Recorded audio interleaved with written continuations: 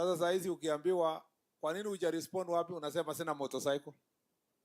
We must remember, even these OCSs who are here, they are among the cadre of police officers who perhaps are the only person who was picked at that time kwa location yake, because walikuwa wanachukuliwa wachache, na alipoenda recruitment walikuwa wengi, na wewe ukachukuliwa. Sasa wewe umesahau, because it was 20 years ago, umesahau kwamba you are among the very few Kenyans who have gotten a job that many people want to do this job and they are unable to get the opportunity. So, number one is to remember always that you have a job.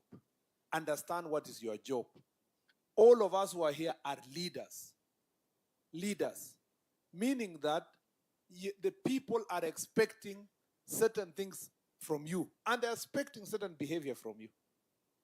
You are a leader. As a chief, by the time unaitwa chief, you must respect yourself so that the community can respect you.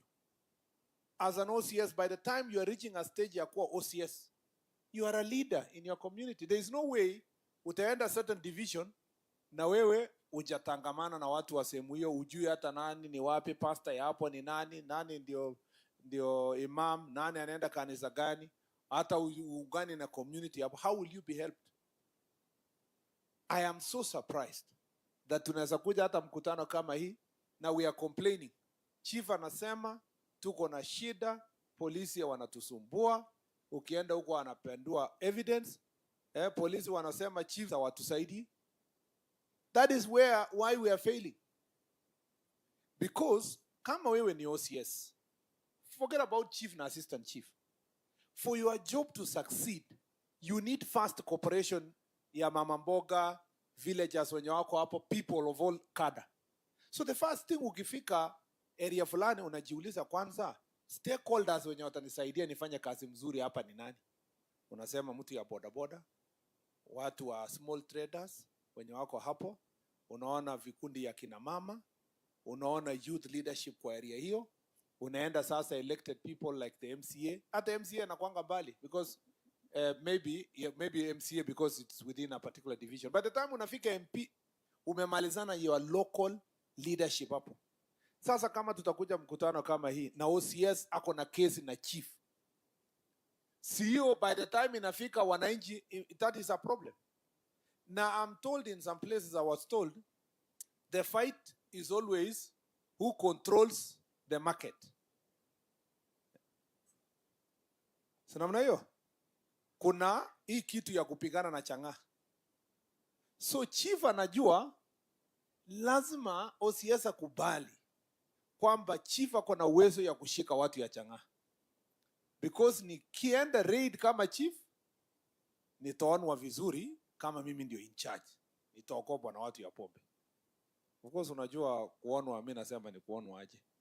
Haya sasa OCS anasema hapana, huyu na polisi wake, huyu anaharibu market. Yeah? Analeta ule mtu wa pombe chief ameleta, OCS anakuja kurelease. Ati ndio huyo chief ajue kwamba yeye hana uwezo ya kupambana na pombe. Ndio market ikuwe tu ni direct inakuja kwa nani? Kwa OCS. So part of the reason why we are not working together is not because supremacy ya nini, hapana. Ni corruption ndio inatufanya tunang'ang'ania nani will have control. So we have to deal with that issue, because why would you disagree with a chief he is willing to help you do your job? Why would you disagree with a villager? Why? You know, you have to provide proper leadership. There must be partnership and working together. You must understand your job. Kuna chiefs wako tu lakini hawajui job yake ni nini, hawafanyi research, hawasikii mtu yoyote, hawasikii anything, wako tu. Hata wakifika opinion, mkutano ikiitwa kwa location, chief akitaka kusimama, naona villagers wanamwambia wewe chief kaa chini kwanza. Wacha ule mzee, unaona ule mzee wacha atuongeleshe kwanza wewe chief. Chief unaweza funga baadaye. Na wakati chief anasimama kuongea watu wanaondoka kwa sababu wanajua hii chief mlevi huyu. Ule wanachukua hongo, nani hako na time ya kusikia hii mambo yake. So you must understand your job. You must be the authority in your community. You know? Must find a way of ensuring that you are always above the others. in terms of knowledge. Soma. Uwe ukisoma ama hujawahi soma, sikiza. Siku hizi you don't have to read. Unaweza Google, uweke simu yako usikie. Sikie mambo ya SHA leo, mambo ya housing, mambo ya nini, na ukichukua notes. Understand the job you are doing. Na usiende baraza chief na useme ati I don't know. Ta ukiuliza swali ngumu uambie what is Pythagoras theorem, useme tu we are still consulting with sub-county DCC. There's no way you can say I don't know. Watu waende nyumbani wakisema ayo chief niliwaambia ajui kitu. Kuna chief ajui kitu kwa location yake. So tunajua wote what's going on. Ukweli ama sio kweli? Chief anajua nani alilala wapi, aliamka saa ngapi, anaendanga na nani, nini. Si nyinyi ndio mnaandika ile karatasi ya recommendation ya kupata ID. Kaambia chief huyu kijana ni nani? Sema ni Otieno, lakini Omondi ana claim ni yake. So tuandikie Omondi kwa sababu anafikiria ni yake, lakini mtoto ni Otieno. Kama nyinyi mnajua hiyo mambo yote, itakuwa kweli bangi na pombe? You know all these things. As a chief, make sure that you are above the others. And you can be innovative. Ukiona ujui kitu fulani, tafuta kijana kwa hiyo locality, mtu amesoma. Wale vijana machachari walikuwa hapa, ama mtu amesoma. Unaona wale watu wa CBO na NGO na nini, wanapenda kuongea vizuri sana na wamesoma.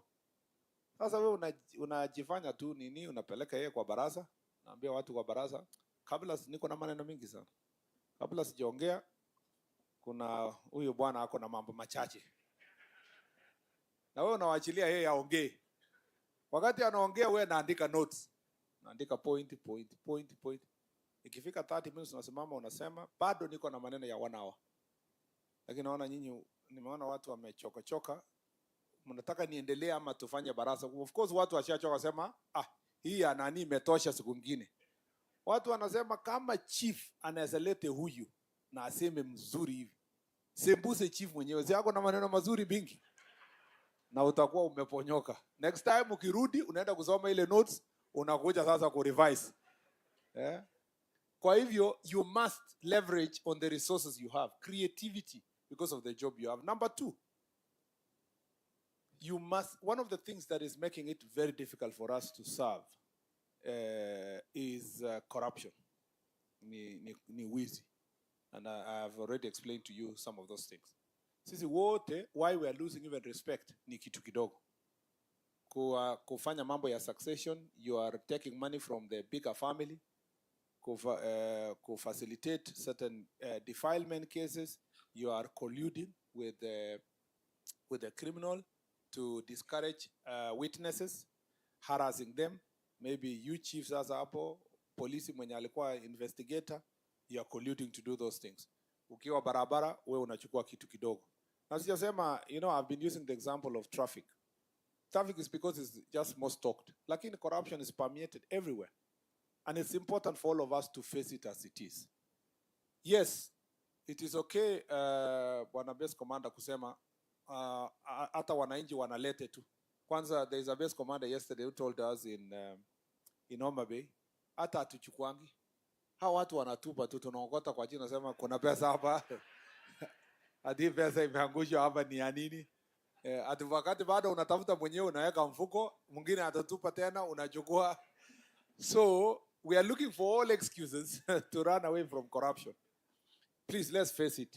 If we don't deal with corruption, it will wind up our system. And the best way to deal with corruption is jukwaa la usalama mashinani. To have accountability mechanisms that go to the local level. At least, like someone proposed, maybe quarterly ama twice in a quarter or once in a 2 months, mkuwe na baraza ya kujiuliza kwa division. OCS wako hapo, chiefs wako hapo, na wananchi wako. Nasema, how can we make our location or division better?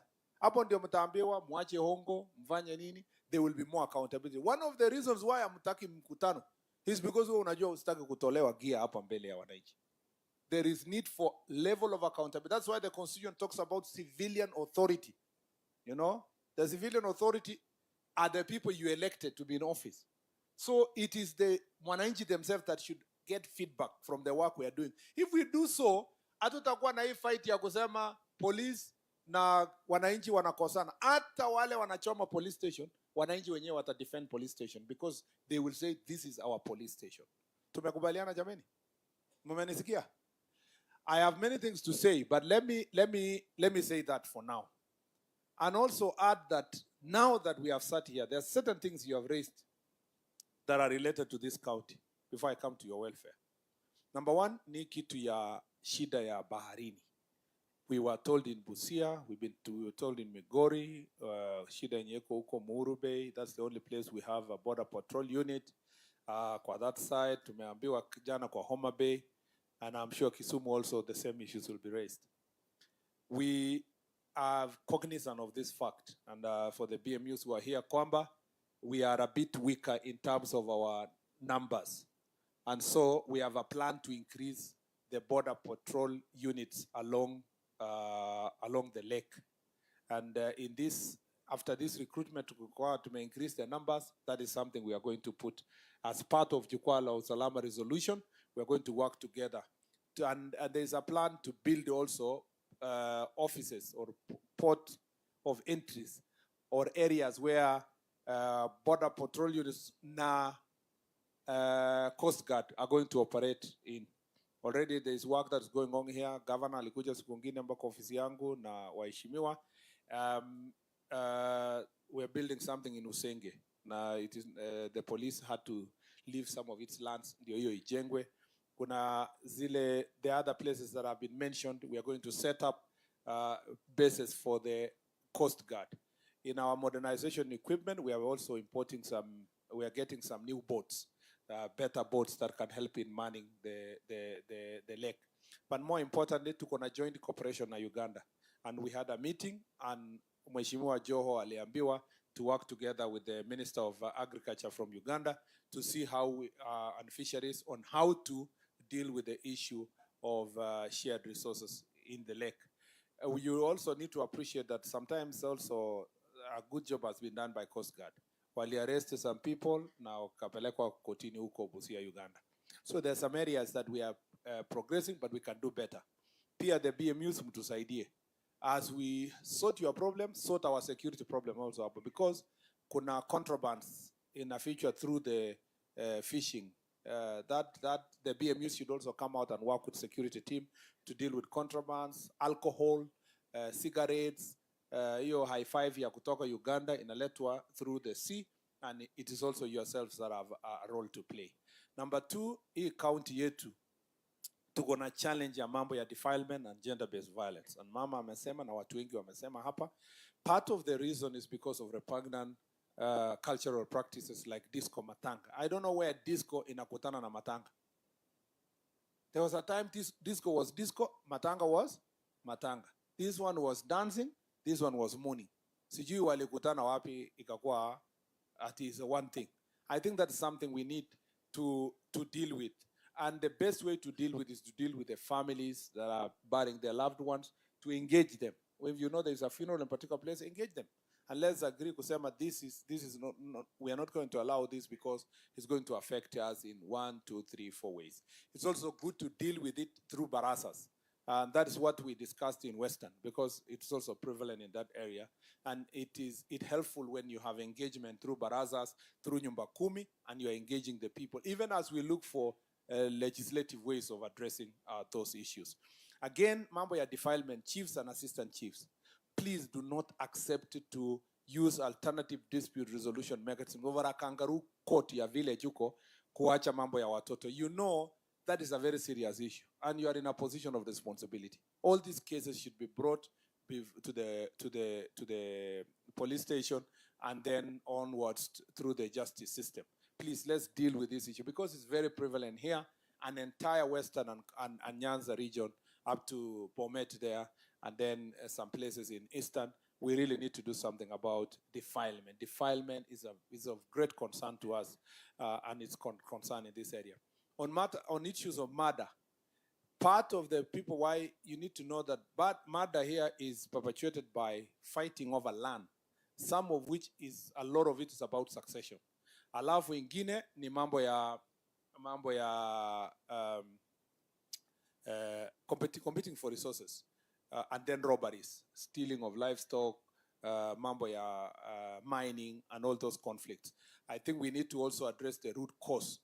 The police have promised to do further operations to make sure that we deal with these criminal gangs that have been operating here. A lot of work has been done. There was a time 42 Brothers was a big problem in this region, but we can do more so that we can make sure that we sort out these issues. That is the IG has a way, he knows what he's going to do. There is an operation plan that we put in place, and the IG is going to deal with it. Thank you very much, IG. On the question of alcohol, drugs and illicit alcohol, again, I am very happy. Siaya is one of the counties where there is good interagency working relationship, but we can enhance that. I agree that there are certain licensing issues, testing issues, and so forth. Yes, the chief has proposed kwamba the reason why something is called illicit is because it has not gone through the legal system. So it's not for me to know whether it will be called changa or it will be called Siaya drink or it will be called what. It's not my problem. The problem is that anything that is not licensed, that is not approved, anything that's not approved is illicit. So we deal with it. If we want to get it approved, that is now manufacturing processes and all those other issues that we can be able to go through. I don't want anyone to leave here and say mkutano huu ulipitisha kwamba kutoka leo kwenda mbele changani mzuri tusonge mbele. Mwenye atasema ni mzuri ni KEBS and other agencies that are dealing with food and drinks and so forth. That process is there, and it is important for us to respect that process, because then it's the only standard way. That's why even Busa is being licensed, because then before the license, you are told about the process of manufacturing, and then you get a license and so forth and can be monitored, so that watu waziweke nguo za ndani na kufanya nini, kufanyisha watu wakunywe vitu chafu. Again, we will continue our crackdown on drugs and alcohol. Most of the alcohol here, interestingly, there is no adulterated ethanol that is really highly distributed here. Most of it is just as on transit. So the real issue actually is the changa, and the chief has really applied his mind. And when we will have another discourse elsewhere, I think there's a lot of things we agree with him, and most of you agree with him that we must, incorporate the proper ways of processing so that we can sort out the question. Because the only reason why some of these things are illicit is a failure for approval, not because the content is substandard or whatever you can say. Then we need to know what is the standard number for that drink that is manufactured where, whatever the name is going to be called. The other issue of this area is mining, unregulated mining. Again, we have agreed that we will hold a meeting with Ministry of Mining to think through the whole problem from Kakamega, Busia, Hapa, Migori. Migori is even worse. In the place I went to Migori, kila mahali mechimbwa chini ya nyumba, kando, nini, barabara. It is important that this thing be dealt with. It's health hazard, it's also environmental hazard, and it is also a cause of conflict. We need to follow the proper process, register these cooperatives, SACCOs for the artisanal miners, and then regulate it so that then they can be able to do their business in the right way.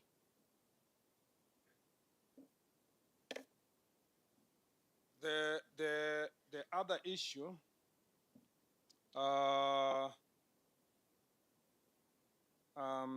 something I wanted to emphasize here that the pastor raised was about religious extremism. Initially, religious extremism was considered to be a problem with the Muslim faith. But now we have a big problem with Christian faith. So extremism is extremism depending on. And I don't think it can be called Christian faith. It's just that those who are posing as Christians, because that's not Christian doctrine. Just the same way that those who are using Muslim faith to mislead people are doing the same. I want to say that it's important here in Siaya, we cooperate the security sector. Chiefs, please. What happened to this thing of being brother's keeper? When you hear that there's a problem in certain part of the community, call Baraza, talk, create awareness. The the story of Jared, is he called Jared, the guy who left here, all the way after being rescued in Chakama Ranch and brought all the way to Siaya. Left here again all the way with his children to the same neighborhood. Na akaenda kusupervise watoto wake one by one, wakistarve to death. It is just unfortunate. And you know, no matter what we say about security, nobody will police everybody everywhere. So the only way is to have community cooperation so that we can be able to deal with this issue. And Siaya is also vulnerable because of that, and I think all of us need to deal with this issue. You have raised the issues of your welfare. So larger ni summarize. One, nimewambia for the village elders, that issue is being dealt with. I have done the CAB memo. I'll present the CAB memo to cabinet. Once cabinet gives directions, we will see how to facilitate village elders, not to give them salary. Government is unable to give salary to village elders because those who are salaried are employed in a particular way. But facilitating so that they can do their job, they have airtime, they have a torch, they have gumboots, they have something, umbrella, you know, and something small. They can pay for SHA and so forth. That's something we are thinking through. Number two, administrative units which are here. Some date back to 2016, 2017. I have realized that also compared to the population, some of the locations, sub-location, your requests on these administrative units are very justifiable. But we received a very small budget the other day. We are sitting after next week when we are done with Jukwa to look at the map of the country and see the little money we have received once exchequer, there's an exchequer release, how many locations can we operationalize, how many sub-locations, who needs more, who has been marginalized for long, and I'm sure this county is going to get at least the operationalization of the sub-county and divisions and some of the locations and sub-locations. On the issue of your promotions, I have already said that. Career progression for the chiefs and assistant chiefs, we will work with Public Service Commission so that we anchor it properly, including up to for what period of time. And that applies everybody to the SCCs. The SCCs are also asking about the promotion from 2021 that will be sorted, at least 4 years. Is not as worse as the cases of 10, 15 years. That one is going to be dealt with. And also the SCCs who are yet to go for training, about 300, we are going to sort that issue. As I said earlier, we want to have a clarity on how to promote police officers and how also to transfer them.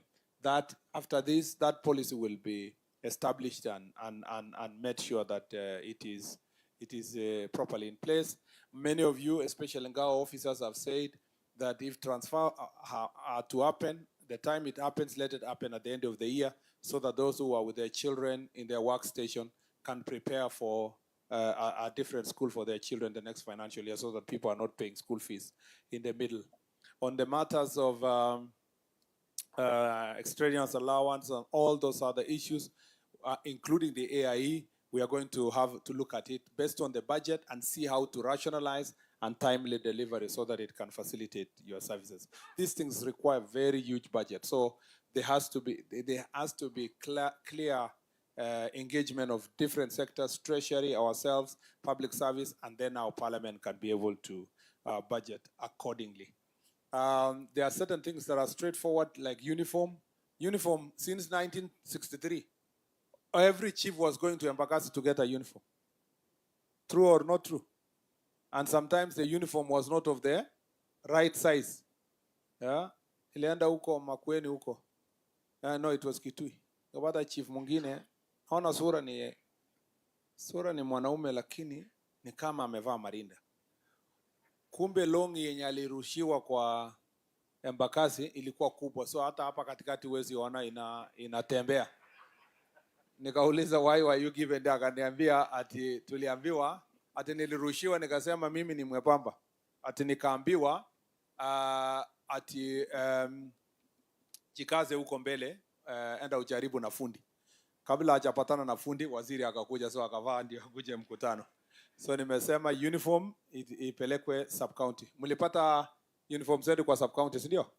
The latest uniform was delivered at sub-county level for the first time.